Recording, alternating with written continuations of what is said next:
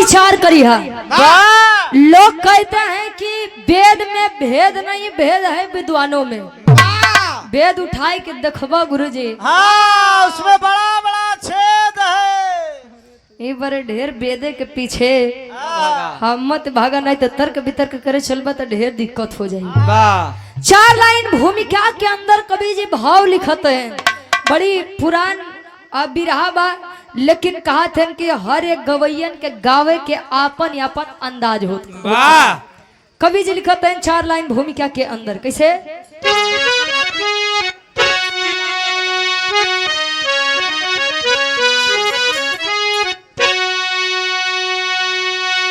अरे भलाई का जमाना ना रहा साथियों, करो अच्छा तो आखिर बुरा हो जाता है। थोड़ी सी दौलत और शोहरत में क्यों आदमी हम में आखिर क्यों खो जाता है।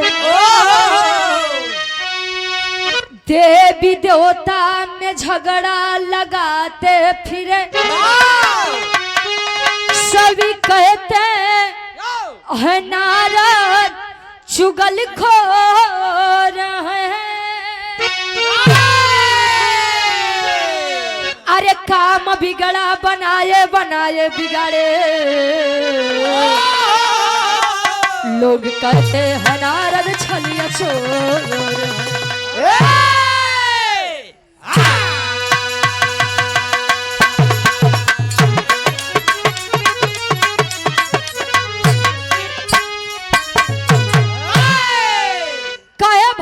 का जमाना ना रहा साथियों, करो अच्छा आखिर बुरा हो जाता है। थोड़ी सी दौलत शोहरत में क्यों आदमी हम में आखिर क्यों खो जाता है। आजकल आप लोग जानत होगा कि भलाई के ढेर जमाना नहीं बा। लोग कहते हैं कि भैया अगर घी सीधी अंगूरी से नहीं निकले तो अंगूरी तनी सा टेढ़ कर दे। काहे बदे कहते जाना था, अपने भारत देश के राष्ट्रपिता मोहनदास करमचंद गांधी यानी बापूजी एक बात कहा करते थे कि भैया अगर तुमको क्यों एक हाथ हमारे एक गाले पे तो दूसरों गाली अपन आगे कह दे। लेकिन आज के जमाना ये बा कि अगर तुम्हें क्यों एक हाथ मारत बा तो ओके बिना पूछे 10 हाथ मारा, तब तो तुम्हारी जमाना में गुजारा बा। नहीं तो आदमी तुम्हें ऐसा लतियाए दे हो गुरुजी, ऐसा मार दे हो। ए भैया लोग कहते हैं कि नारद जी एक ऐसा रहे कि इनकर बात उनके तक, उनके मेहरारू के खबर इनके मेहरारू तक, इनके माइक खबर इनके माइक लगे तक। हाँ, नारद के काम में हुए रहा है। नारद का मतलब ही यही होता है कि जिसकी बात कभी रद्द ना हो वही है नारद। नारद जी गुरु जी बीड़ा टेरत जहाँ पहुँचे नारायण नारायण, बिगड़ी बात ओके बनाए दे और बात अगर बनी बात ओके बिगाड़ दे, वो रहे नारद। पहले के समय में खाली एक नारद, आज के समय में हर घरे 2 नारद जन्म ले लेते हैं। लोग कहते हैं कि मेहरारू के पेटे पानी नहीं पहुँचत, मेहरारू के छोड़ा आजकल मनसेधु ऐसा हो यहाँ क्यों न हो के पानी पेटे तलवार ले दिखावत है। हाँ भैया, बिरहा में बड़ी सुंदर कवि जी गजल के भाव लिखते हैं। कोनो प्रेमी अपने प्रेमिका बोधे कहत बा, का कहे वाह।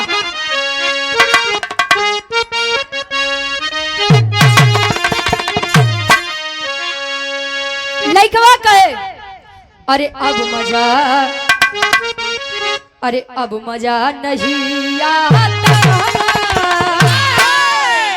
अब मजा नहीं आता, अरे दूर रह के जीने में नहीं आता,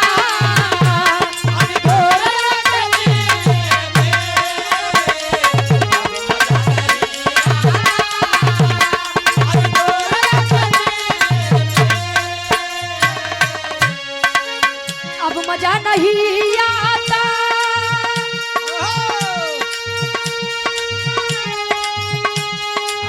दूर रह के जीने में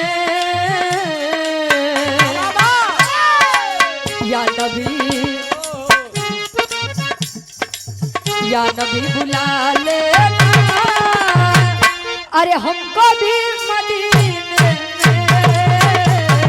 या नबी बुला लेना, अरे हमको भी मदीने में या नबी बुला लेना, अरे हमको भी मदीने में। कहे अब मजा नहीं आता दूर रह के जीने में, या नबी बुला लेना हमको भी मदीने में। कहो इ त मतलब प्रेमी प्रेमिका के बात रहे। यहाँ नारद जी पहुंचत हैं कहाँ? कैलाश पर्वत। जब कैलाश पर्वत पहुंचत हैं तो माई गिरजा जी बैठी हैं। अब माई गिरजा जी लगे जाई के नारद जी एक बात कहें। कौन बात?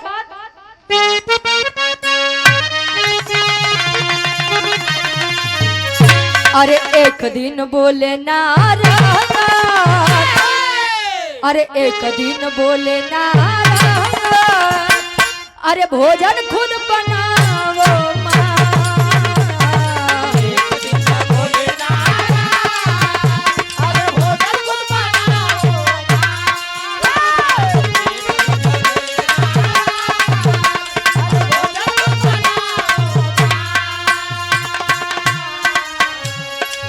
एक दिन बोले नारद,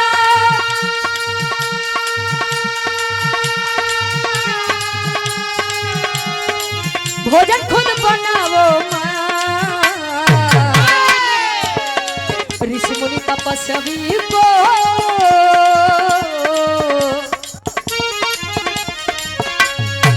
ऋषि मुनि तपस्वी को हाथों से खिलाओ माँ। अरे हाथों से खिलाओ माँ।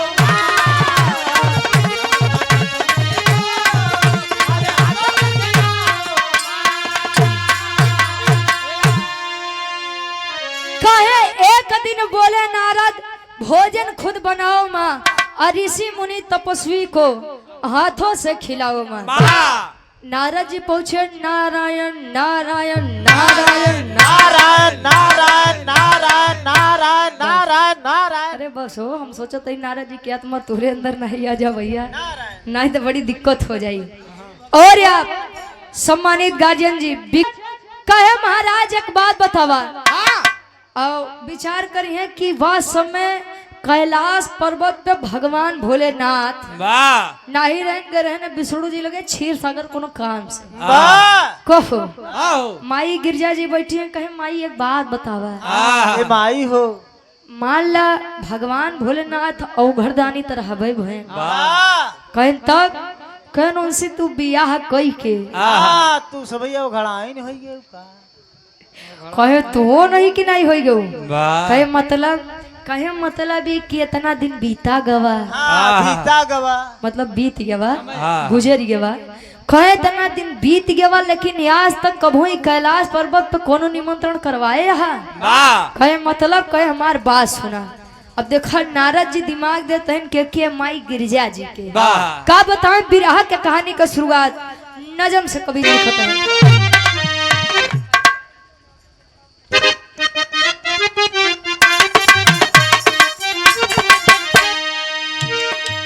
पलक झपकते नारद जी पहुंच जाते हैं,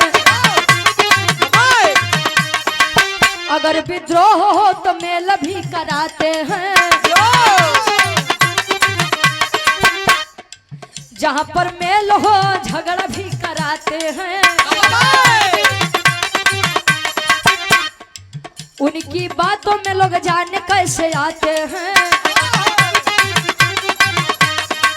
मनो तो मानो है ना इनकी कोई बातें हैं। देवी देवता भी नारद से सब घबराते हैं। गिरजा ने कहा मुनवर बात कुछ बताओ जी, गिरजा ने कहा मुनवर बात कुछ बताओ जी। नारद ने कहा पर्वत उद्घाटन करवाओ जी। नारद ने कहा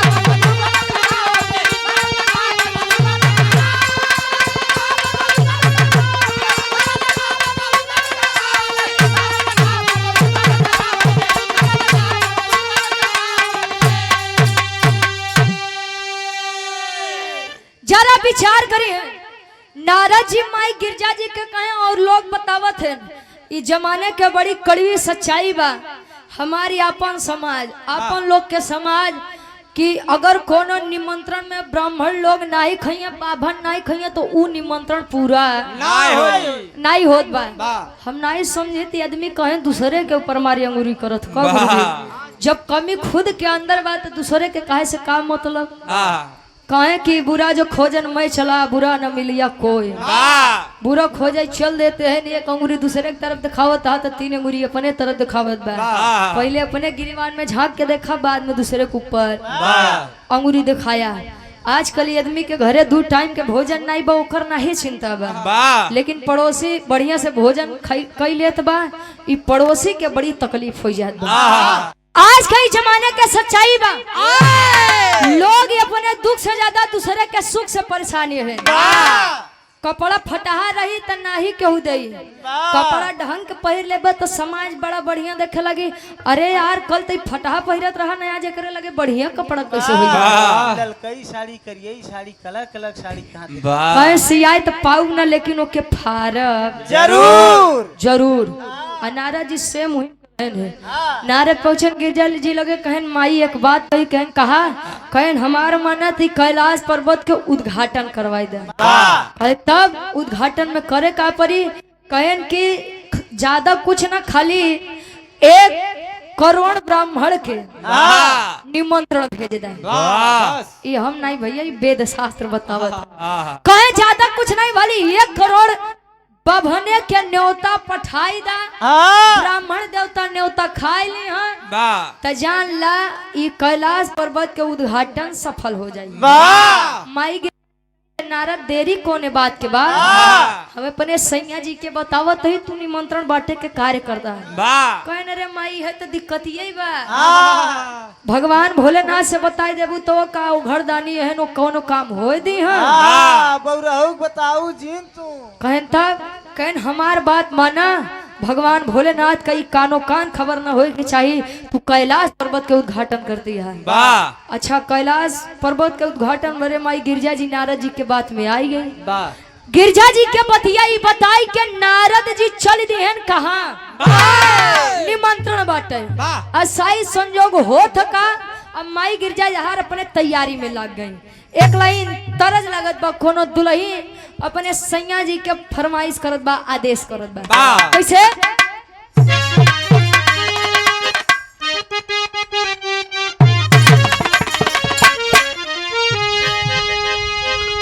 अरे बाली और झुमका भुलाई जा राजा हो दुल्ही समझावे अरे बाली और झुमका भुलाई जा नथुनी पगोली चले टप बाली और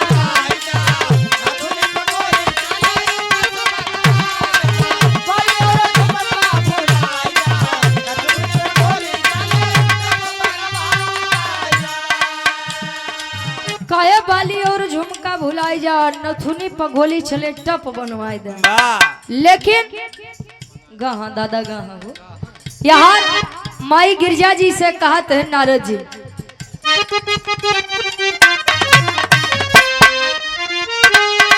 अरे नारद बाबा बोले तले समनवा अरे नारद बाबा सोचे अपने मनवा बात बोले गिरजा के समनवा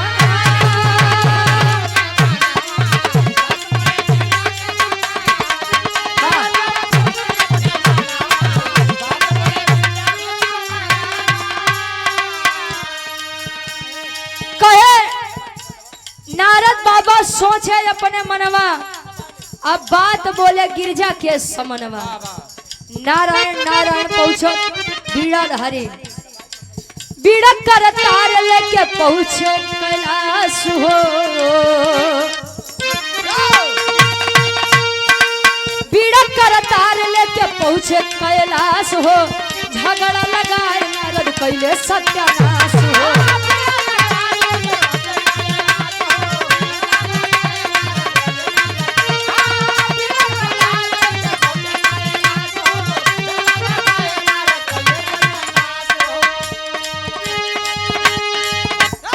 भोला से कहू जन बलनवा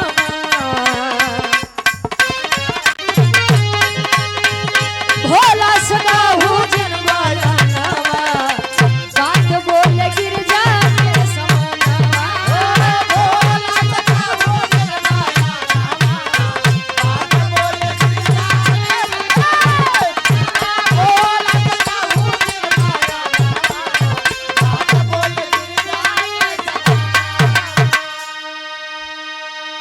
यहाँ माई गिरजा के समझाए बुझाई के चल दिए नारद जी।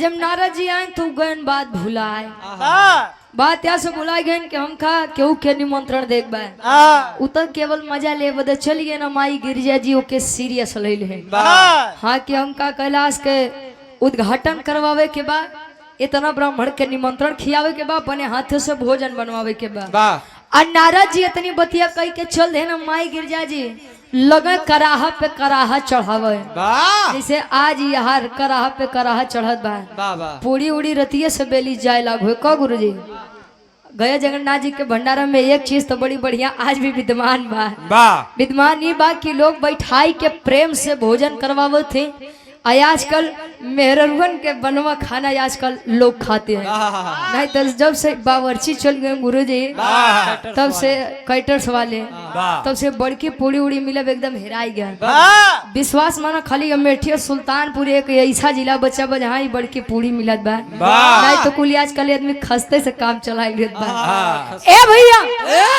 अब यहाँ नारद जी चल दिए ना समय बीतत बा तले होत का एक लाइन गीत लगत बा ला भैया अजय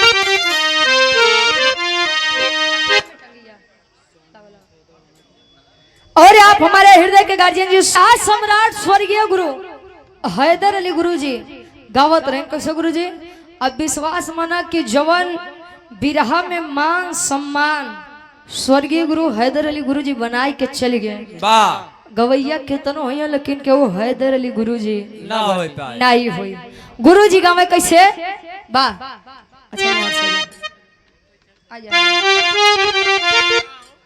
मान दादा त्याजी है दादी कुछ सही हो धीरे धीरे आवा धीरे धीरे मजे मजे आ गया क्या लखा ए काका हाँ हिचवाई ले काका दादी ए अजीत आओ पूछते रहे हैं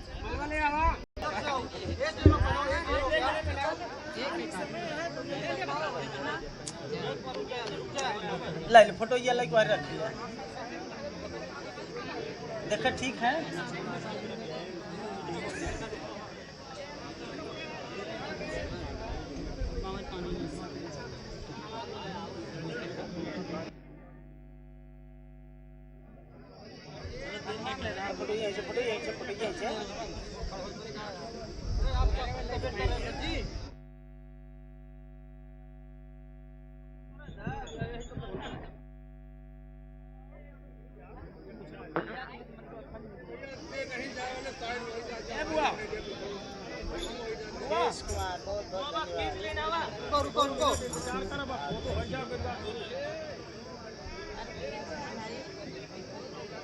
भैया जल्दी जल्दी हिंचला हो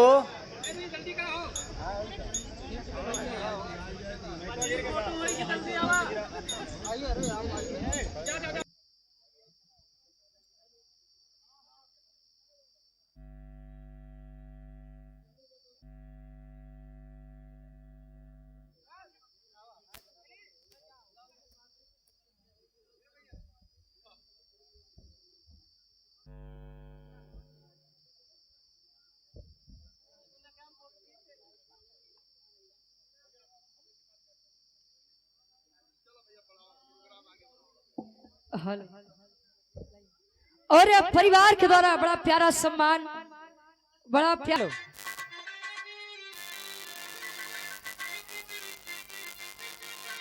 अरे दुठिना नान जोगिया अरे दुठिना नान जोगिया तब पेड़वा में घोड़ावा बंधवा लेना हो दुठिना नान जोगिया पेड़वा में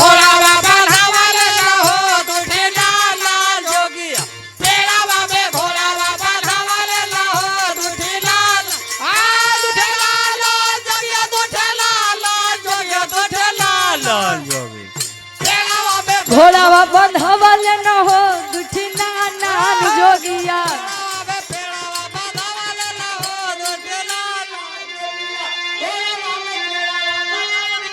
घोड़ा में कहूँ पेड़ बांधा जाता है, अपने हम कहा थे पेड़वा में घोड़वा बंधवल न हो दुठी नान जोगिया, तो कहा थे अपने मार हम के पर हाँ घोड़वा में पेड़वा बंधवल हो बा। वैसे तोरे चलते हम कंफ्यूज हुई थी कि घोड़ा में पेड़ बंधा थे कि पेड़े में घोड़ा बंधा था। और आप सम्मानित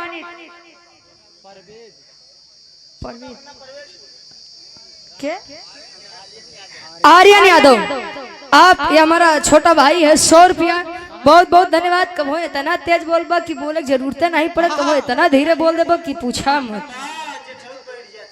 हाँ शर्माई लगत है। ई गीत का गुरुजी ई दादा दुखी राम यादव जी मेजा प्रयागराज गुरुजी गावत है। कोनो ननद भौजाई के हाल चाल रहन सहन बतावे कैसे। अरे टंगिया में टंगिया ए बाबू टंगिया में टंगिया फंसावाली न हो ननदी भौजाई। अरे टंगिया में टंगिया फंसावाली न हो ननदी भौजाई। टंगिया में टंगिया फंसावाली न हो ननदी भौजाई ननदी भौजाई। टंगिया में टंगिया फंसावाली नहीं हो ननदी भौजैया।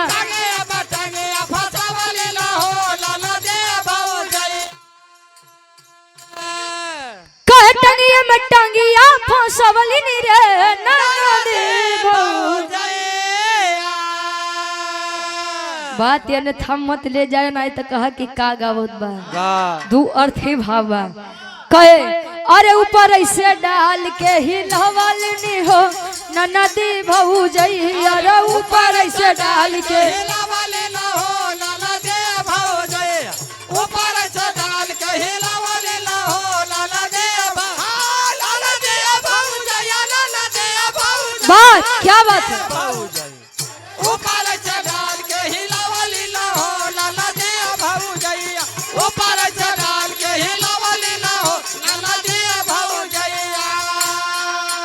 कहे ऊपर ऐसे डाल के हिलवल नी रे ननदी भौजैया। तो कहे माल सफेद गिरवल नी हो ननदी भौजैया। रे माल सफेद गिरवल न हो ननदी भौजैया। माल सफेद गिरवल न हो ननदी भौजैया ननदी भौजैया। माल सफेद गिरवल नी हो ननदी भौजैया। माल सफेद गिरवल न हो ननदी भौजैया। कहे टंगिया में टंगिया फंसवली न हो ननदी भौजैया। तो ऊपर से डाल के हिलवली न हो ननदी भौजैया। तब माल सफेद गिरवली न हो ननदी भौजैया। हमारे पुरनकी काकी दादी लोग दादा हरे अपने आप समझिए हुई हो। पहले के समय में जब हमारे काकी दादी लोग जाता लगे बैठे गुरुजी गेहूं लेके, तो गेहूं जब डाल के मुट्ठा पकड़ के घुमावे तब सफेद सफेद आटा गिरे। अब पहले के समय में जो करे गेहूं के रोटी बन जा गुरुजी, आदमी इतने प्यार से बताओ भैया आज हमारे गेहूं के रोटी बनी बा। का करबा गुरुजी पहले के समय में इतना वो नहीं रहे। ए भैया ये तो मान ला ननद भौजाई के रहन सहन रहे। यार निमंत्रण दे के भुलाई गया नाराज जी। कुछ समय बीता तो नाराज जी फिर से पहुंचे कहा कैलाश पर्वत माई गिरजा लगे। और जब पहुंचे तब हो थका कभी जी बहाव में लिखते।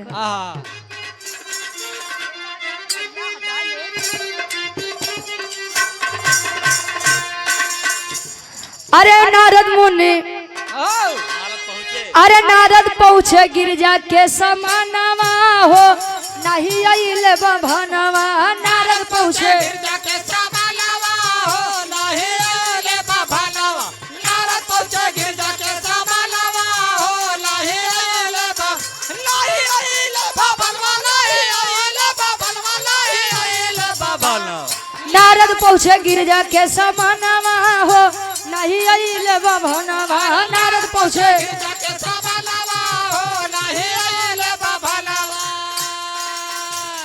गिरजा माई पूछे ताहरू के हाल हो।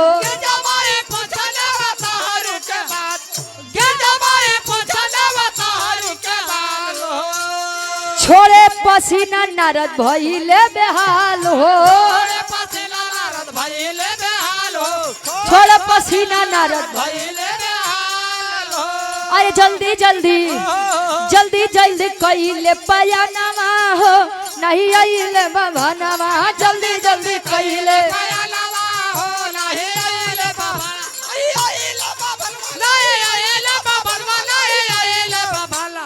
जल्दी जल्दी कइले पयानवा हो नहीं आइले भवनवा। जल्दी जल्दी कइले पयानवा हो नहीं आइले भवनवा। नारद जी पहुँचे माई गिरजा अपने काम में लगी। नारद जी का देखे कहीं अरे बाप रे वाह कुछ भी कहा लेकिन नारद अपने समय के बड़ा पक्का आदमी है। अब बतावा न्योतारू दूर दूर तक नहीं दिखाते हैं और नारद पहले चली आए। अच्छा माई गिरजा जी कहीं कहीं बेटा नारद तू तो आई गया कहीं और के हुआ आवे के बाद काम आई कहीं बेटा भूल गए कहीं का कहे कह रहे तुहिन तो कह रहे हम आई कैलाश पर्वत के उद्घाटन करवावा 1 करोड़ ब्राह्मण के न्योता भेजवावा। तार न्योतारू कुल कहाँ है? अरे बाप रे बाप नारद जी लगे पसीना फेंक चुनकी खड़ी होगी। नारद जी एकदम पसीना पसीना फेंक करे महतारी। अरे नारायण लागत भाई अब तो गए हम काम से। और आप मोतीलाल भैया हमारे तिलक राम पांडे कमरे ऊपर भरोसा कर छोड़ दी है। 1 करोड़ के बातें छोड़ा भी 1 ब्राह्मण के न्योता हम नहीं दी है। आया हर ससुरी भोजन तैयार बा। अब नारद जी बेचारू विचार करे चल दी है कहे माई परेशान न हो न्योतारू कुल आवत है हम चल दी है। नारायण नारायण कह के पहुंचत है एक बीच जंगल में। जले बीच जंगल में पहुंचे गुरु जी तले होत का टेरी के भाव में कवि जी लिखते हैं। यो यो आर्य भेटाई गईले मुनिवर ज्ञान। ए भैया भेटाई गईले मुनिवर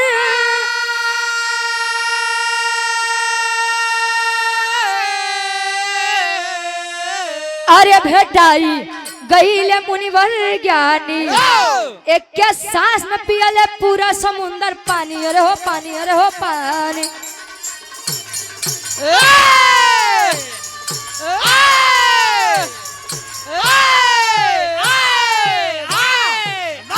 बस बस हो कहे भेटाई गईले मुनिवर ज्ञानी। एक के सांस में पियले पूरा समुंदर पानी। भेटाई गईले मुनिवर ज्ञानी। जंगल में पहुंचन था एक दुबला पतला संत आदमी। मंजीत भैया तोरी की नहीं भैया ये तना निस्वार्थी आदमी है कि पूछा इनके दुनिया में कोनो चीज से लेना देना नहीं बा। खाली एक चीज छोड़ अगर करेंसी कहूँ दिखाई जाए खाली हुई के इनकर मोह बाबा के तो मेहरारू लड़के बच्चा से कोनो मतलब ए भैया। अच्छा जब संत का देखे तब पातर के नान के दुबर के रहे। एक बात बा आदमी के पातर देख के कहूँ घबराई के ना चाहे। ढेर मोटी आदमी देखा तो घबरा मत। ढेर पातर आदमी देखा तो हंसा मत। हाँ ढेर पातर आदमी हड्डी पे कबड्डी खेल के काम कोई जाते हैं। अच्छा जब यार देखते हैं तो उ ऋषि बैठा है एक समुद्र के किनारे। वेद अपन बतावत है समुद्र के किनारे बैठा है। नारद जी देखा कि अरे यार इतना पातर बा इस समुद्र के बगल या बैठ के का करते हैं। तो देखत है कि उ ऋषि उ महात्मा जी एक सांस में कुल समुद्र के पानी पी गए। माने वाली बात बा भाई हो सकत है सतयुग के बात रहे। कहाँ सतयुग कहाँ कलयुग।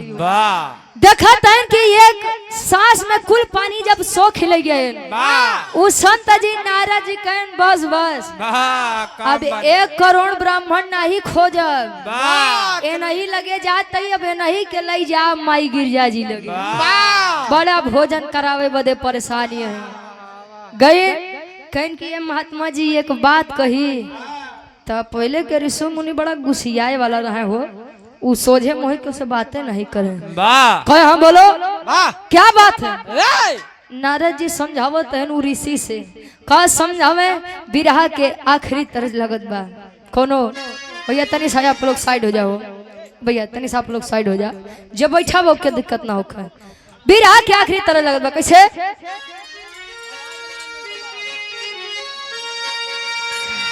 आर्य धान रोप धनिया अरे धान रोप धनिया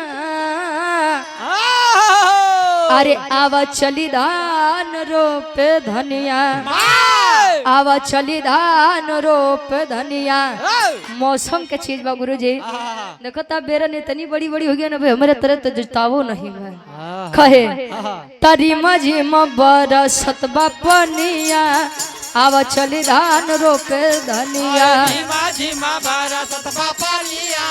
आवा चली धान रोपे धनिया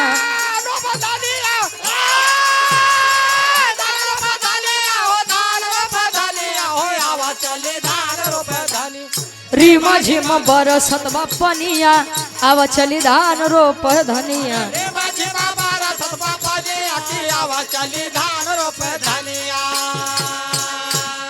और आप हृदय के गार्जियन जी जो कि परिचय के मोहताज नहीं है बड़े भाई हमारे राहुल यादव जी पंडित कपूरवा से भाई के द्वारा ये 501 रुपए का सम्मान बहुत बहुत धन्यवाद। बड़े भाई आप आकाश यादव जी पंडित कपूरवा से 201 रुपए का सम्मान और आप अमरनाथ यादव जी लोकी कपूरवा से 201 रुपया बहुत बहुत धन्यवाद। आशीर्वाद के चारी की हम बच्चे अपनी कला में कामयाब रहे। ए भैया ऋषि के नाम का रहे कुंभज ऋषि। अब कुंभज ऋषि लगे जब पहुंचा है नारद जी तो नारद जी अपन बात बतावे का बतावे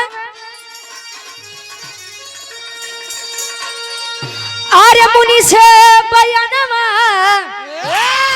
अरे तो मुनि से बयानवा बोले नारद मुनि से बयानवा त गिरजा घर का रौबे हम भोजनवा बोले नारद मुनि के समनवा गिरजा घर का रौबे हम भोजनवा बोले नारद मुनि से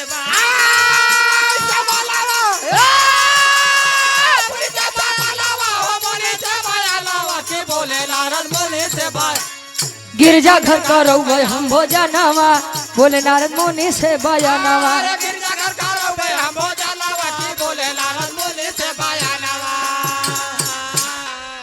कहे बोले नारद मुनि से बयानवा तक गिरजा घर करौबे हम भोजनवा बोले नारद मुनि से बयानवा गए कुंभज ऋषि लगे कहे महाराज एक अनुनय बा एक विनती बा एक निमंत्रण बा का आपके स्वीकार करबा कहे हाँ बोला कहे कि निमंत्रण ये बा कि माई गिरजा जी ई ब्रह्म भोज करवावत है कहे मतलब यानी कैलाश पर्वत के उद्घाटन करवावे चाहते हैं तो उनमें कुल ब्राह्मण के न्योता दे के कह रहे हैं तो पहले आप के देखे आप चला नारद जी के बतिया कुंभज ऋषि सुन कहे कि नारद ए नारद का तोरे गिरजा माई हमार भूख शांत कैली हाँ कहे देखा में पातर के बाटिया अब बात तोहार इतनी लंबी लंबी बा फिर कहा था ये पातरी आदमी देख के हंसे नहीं चाहिए कहे कि केतना खाब्या 2 4 10 20 100 केतनी पूरी खाई ले जाबा और तू बात के कर करता गिरजा माई जमन स्वयं देवो के देव महादेव के मेहरारू है कहें जब अब देवो के देव महादेव के मेहरारू बुलावत नहीं तब तो अब चला जितना पानी पिए रहे ने कुंभज ऋषि कुल पानी ओके निकाल दे गुरुजी कौने रास्ता से अच्छा जितना पानी पिए रहे भाई पानी गवा तो निकले जरूर गुरुजी कुल पानी निकाले तो से आदमी बतावत थन कि वेद शास्त्र बतावत है कि तब से समुद्र के पानी खारा होला अब भैया का बहु में राम जाने कि वेद में भेद नहीं भेद है विद्वानों में ए भैया लोग बताते हैं कि तब से समुद्र के पानी खारा होला।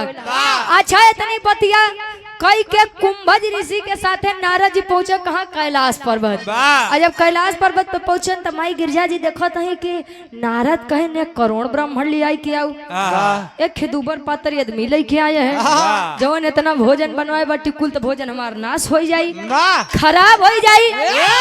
तले नारद जी का बोलाई कि एक बात का है अंतरा में कभी जी लिखते हैं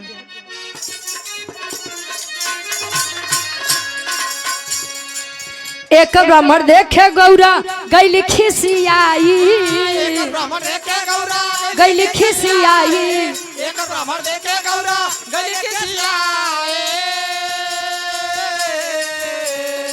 कहाँ बैठवा नारद बात समझ में न आई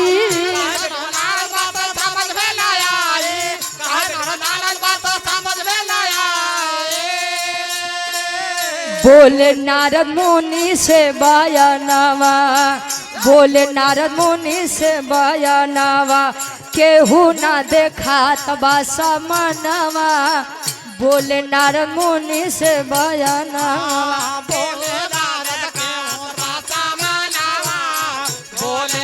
मुनि क्या बतबा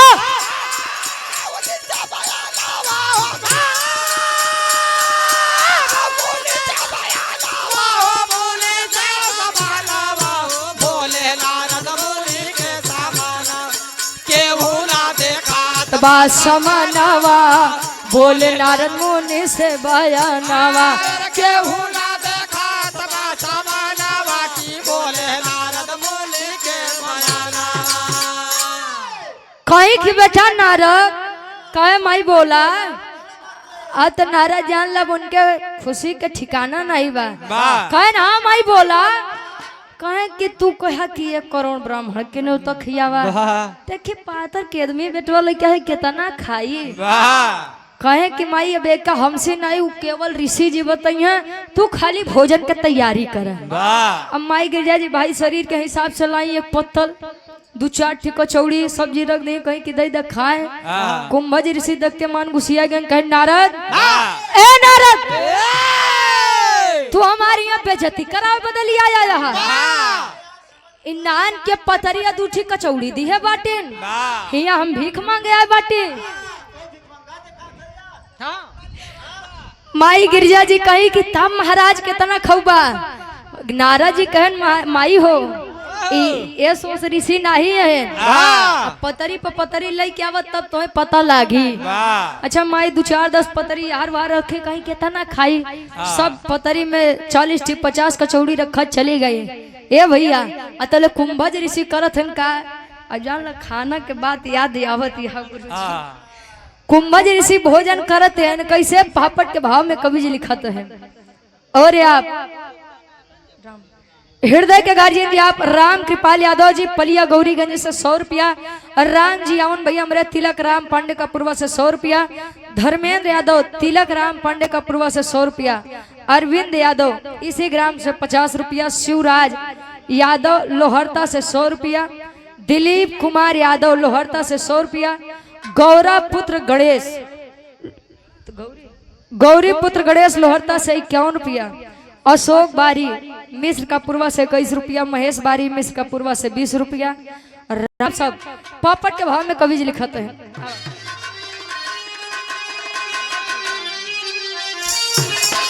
अरे कुंभज ऋषि करे भोजनवा अरे कुंभज ऋषि करे जब अब भोजन मनवा व्याकुल बा अरे कुंभज ऋषि करे जब अब भोजन मनवा व्याकुल बा त गिरे जमाई सोचे अपने मनवा तनवा व्याकुल बा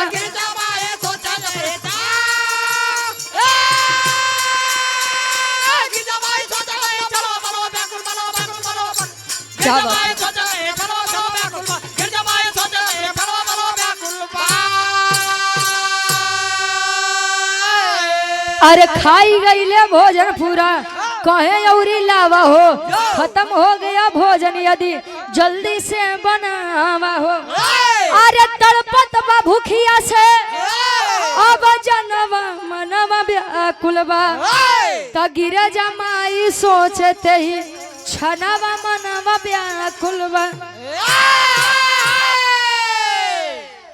अच्छा यार जले एक बार खाएं दोबारा माई गिरजा जिला में जाए तो कहे कि गिरजा हो ये हमरे 2 कचौड़ी 2 पूड़ी नहीं जनाई जितना बनाए हो कुल नहीं किया बा।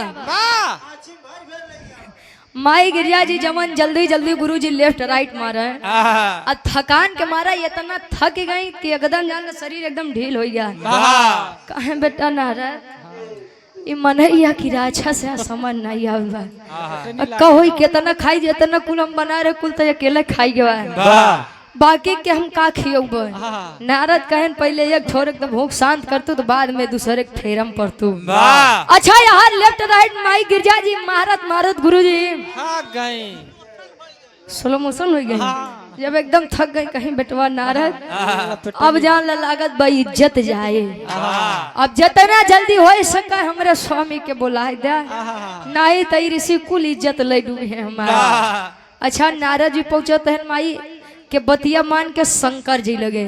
शंकर जी जब सुने कहन कि जा और कर्मा में भोजन और बनवा में भोजन अब मन से दूसरा छुपाए कोनो काम करियो तो नाश हो भाई करी। नारद जी कहन महाराज जी झगड़ा लड़ाई बाद में करे पहले माई के इज्जत बतावा नहीं तो दुनिया यह कहे कि माई गिरजा बतावा एक ही ब्राह्मणे के निमंत्रण नहीं खिया पाए। तले इतनी बतिया मान के विष्णु जी करत हैं का करें आल्हा के भाव में कवि जी प्रमाण देते हैं। अब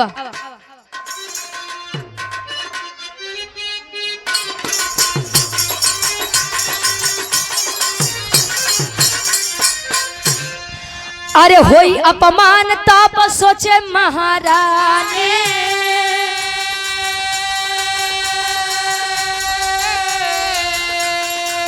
याद करे भोला के सुना मनला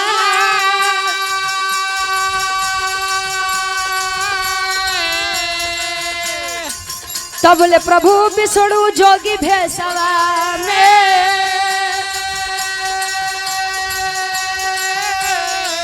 तबले प्रभु विष्णु जोगी भेसवा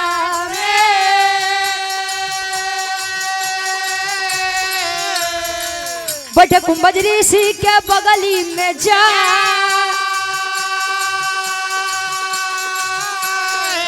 जल्दी से खाई के उठ गए भोजनावा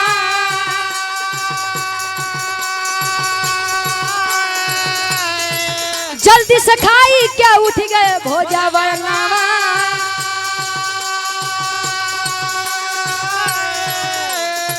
कहे लगे कुंभज के शर्म नहीं बा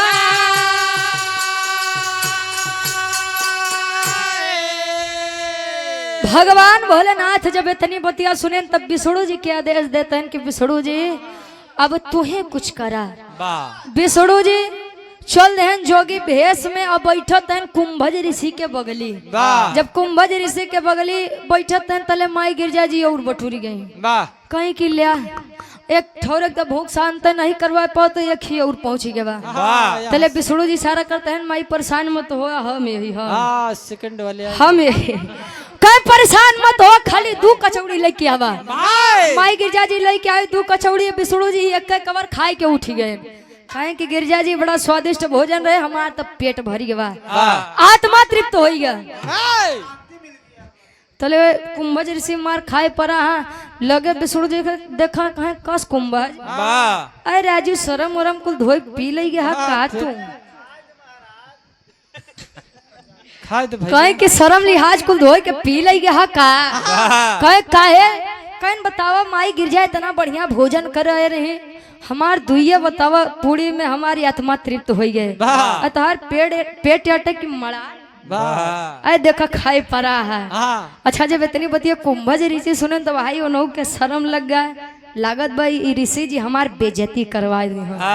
अच्छा जब उठे कहे माई गिरजा भोजन तो करवाए धूल पनियो पियाई दे। माई गिरजा जी कहीं भोजन में तई हाल कोई दिया पानी पीबे तो कुल आदमी पानी भरे मरी जाए। तले विष्णु जी अपने असली भेष में आवत हैं और कुंभज ऋषि के समझावत हैं कि कुंभज तुमने भोजन तो कर लिया लेकिन तुम्हार पानी के इच्छा यह युग में ना पूरा ना ही पूरा हुई। ना कौने युग में पूरा हुई? हमारे द्वारा पूरा हुई। आखिरी भाव खड़ी के भाव में कवि जी लिखते हैं।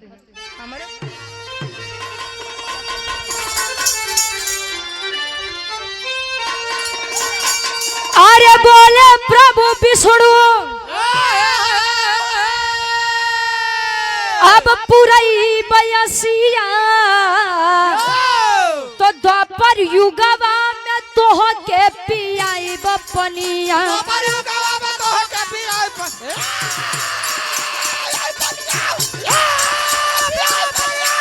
क्या बात बा।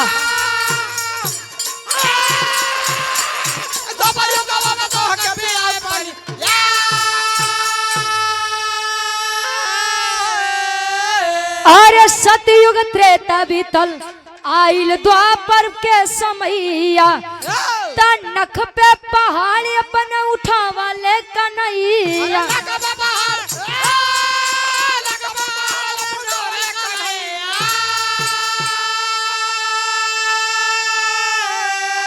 अरे इंद्र देव कैले बरसा नली हले ससिया।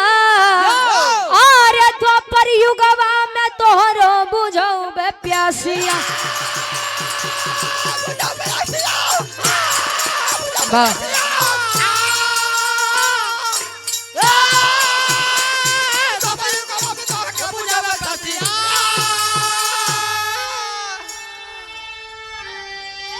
कहे बोले प्रभु विष्णु जी पुरौबे असिया द्वापर युगवा में तोहरो बुझौबे प्यासिया।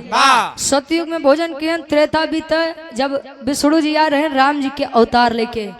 द्वापर युग जब कन्हैया जी के अवतार लेके आए तो आप लोग जानत होगा कि गोकुलवासी इंद्र देव जी के पूजा करत रहे।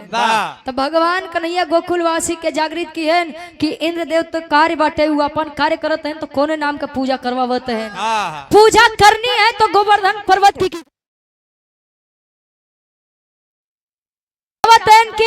अगर पूजा करनी है तो गोवर्धन पर्वत की कीजिए। जिनकी छांव में रहकर हम गोकुलवासी अपनी जिंदगी को बढ़िया से बिताते हैं। जिनके आसपास रहने वाला ये जंगल ये पेड़ जो हमें फल देता है छाया देता है। हमारी गाय गोवर्धन पर्वत की घासों को खा करके हमें स्वादिष्ट दूध का सेवन कराने के लिए अपने दूध को हम लोगों को देती है। भगवान कन्हैया के बतिया मान के गोकुलवासी चल दिए गोवर्धन पर्वत के पूजा करे। आई बतिया इंद्र देव से नहीं बर्दाश्त बा लगा मूसलाधार बारिश करे धार पे धार छोड़े। गोकुलवासी जब डूबे लगे तो भगवान कन्हैया जाए के अपने कानी अंगुरी के नक पे गोवर्धन पर्वत के उठावत है। जब तनी सा अंगुरी टेढ़ा किए तो कुंभज ऋषि की आवाज देन के कुंभज ऋषि आवाज तोहार प्यास अब यही युग में पूरा हुई। पूरा पानी कुल सोख कुंभज ऋषि और गोकुलवासी के नया जीवन दान मिला। या बड़े गुरु जी लोग अगर कहे कि देवी देवता नहीं होते तो कहदा भैया तू अपन माना हम अपन माने। कहो आज के समय में हेलीकॉप्टर चलत बा। आप लोग जानते कि त्रेता युग में रावण के लगे पुष्पक विमान रहा। क्या बनाए रहा? विश्वकर्मा जी। वो बेचारा हवा में उड़त रहा। ओके हेलीकॉप्टर नहीं के पुष्पक विमान कहाँ है? त्रेता युग से आज कलयुग वाले के इंजीनियरिंग में हेलीकॉप्टर बना दे लाख आदमी उड़ते हैं। कहो जब ये कलयुग में आदमी 3 इंच 5 इंच के हुई कहो मनिए कि हेलीकॉप्टर जैसा कुछ रहता रहा। यह बड़े हर युग के बात अलग अलग बात ढेर टीका टिप्पणी नहीं करे के चाहिए। और जहाँ हम तू नहीं हुई तो वह बात के कौन टीका टिप्पणी करा जाए। का गुरु जी आइए आखिरी में खानदान के परिचय बा। आवाज अजीत भैया चला आया तू आखिरी में खानदान के परिचय बा। गुरु बिहारी गुरु गणेश गुरु रामलाल गुरकारी। अरे स्वर्ग से चंद्रिका कवि अमलेंदु बने पुजारी हो। अरे भेटाई गईल मुनिवर ज्ञाने गावे रुचि यादव बिरहा में कविताई बेटाई गईल मुनिवर ज्ञाने।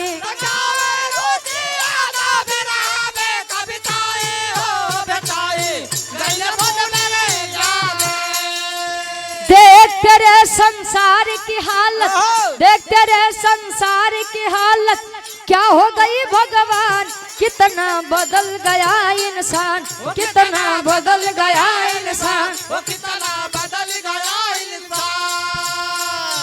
और यार बड़े भाई हमारे बजरंगी यादव जी 51 रुपया